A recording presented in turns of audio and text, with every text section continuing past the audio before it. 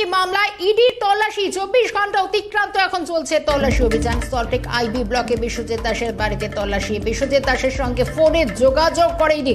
রাত 9টা নাগাদ বিশ্বজিৎকে বাড়িতে নিয়ে আসে ইডির কর্তারা। বনগার বিশ্বজিৎ দাসের এক্সপোর্ট ইম্পোর্টের ব্যবসা, আর সেখানে রেশন দুর্নীতির টাকা খাটানো হচ্ছে বলে সূত্র। রেশন দুর্নীতিতে প্রায় 10,000 কোটি টাকার হদিশ, 20,000 কোটি টাকার রেশন দুর্নীতি হচ্ছে সূত্র অন্তত বলছে, ইডির সূত্র বলছে। এবং আরো বাকি যে 10,000 কোটির সেই খোঁজেই এখন কেন্দ্রীয় সংস্থা ইডি। সল্টলেক আইবি ব্লকে বিশ্বজিৎ দাসের যে বাড়ি, গতকালও ইডির তল্লাশি অভিযান চলে। রেশন বন্টন দুর্নীতি মামলায় মূলত ইডির এই তল্লাশি এখনো পর্যন্ত যা জানা যাচ্ছে। গতকাল ইতিমধ্যেই সূত্র মারফত যে খবরগুলো উঠে আসে, 24 ঘন্টা পার হয়ে গিয়েছে, কিন্তু এখনো সেই তল্লাশি অভিযান চলছে বলেও যেরকমটা জানা যাচ্ছে।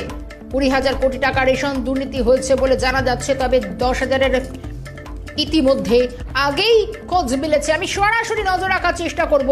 অভিরূপা রয়েছেন আমার সঙ্গে। অভিরূপা, মূলত প্রায় 24 ঘন্টা হয়ে গেছে, গতকাল থেকে ম্যারাথন তল্লাশিতে রয়েছেন ইডির কর্তারা। ঠিক এই মুহূর্তে কি উঠে আসছে?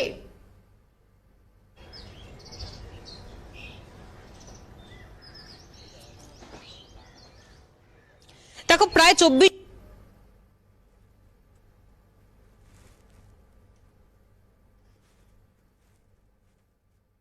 কেন্দ্রীয় বাহিনীর যারা জওয়ান তারা মোতায়েন করা হয়েছিল তাদেরকে, এবং এখনো পর্যন্ত সকাল থেকে তার বাড়ি ঘিরে রয়েছে কেন্দ্রীয় বাহিনীর জওয়ানরা ঘিরে রয়েছেন। ভেতরে ইডির আধিকারিকরা রয়েছেন। গতকাল সকালবেলা পৌঁছেছেন ইডির আধিকারিকরা সল্টলেক আইবি ব্লকের বিশ্বজিৎ দাসের এই বাড়িতে। উল্লেখযোগ্যভাবে গতকাল সল্টলেক আইবি ব্লকের পাশাপাশি বিশ্বজিৎ দাসের মেট্রোপলিটনে তার যে দুটি ফ্ল্যাট, সেখানেও পৌঁছেছিলেন ইডির আধিকারিকরা। কিন্তু গতকাল যখন সকালবেলা বিশ্বজিৎ দাসের বাড়িতে পৌঁছন ইডির আধিকারিকরা, সেই সময় তিনি বাড়িতে ছিলেন না, এবং তার পরবর্তীকালে ইডির আধিকারিকদের তরফ থেকে তার সঙ্গে যোগাযোগ করা হয়। তিনি বলেন যে তিনি কলকাতার বাইরে রয়েছেন, কিন্তু তারপর তার ফোনের টাওয়ার লোকেশন ট্র্যাক করে দেখতে পাওয়া যায় যে তিনি আদতে কলকাতার বাইরে নন, কলকাতাতেই রয়েছে।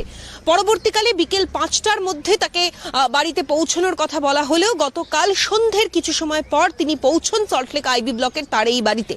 ফলে এখনো পর্যন্ত মানে রাত ভোর সকাল ঘড়ির কাঁটায় বাজে প্রায় 11:15 বিশ্বজিৎ দাসকেও জিজ্ঞাসাবাদ করছেন তদন্তকারী আধিকারিকরা। মূলত রেশন বন্টন দুর্নীতি মামলা, সেক্ষেত্রে শঙ্কর আঢ্যকে জিজ্ঞাসাবাদ করেই এই বিশ্বজিৎ দাসের নাম উঠে আসে। কিভাবে নাম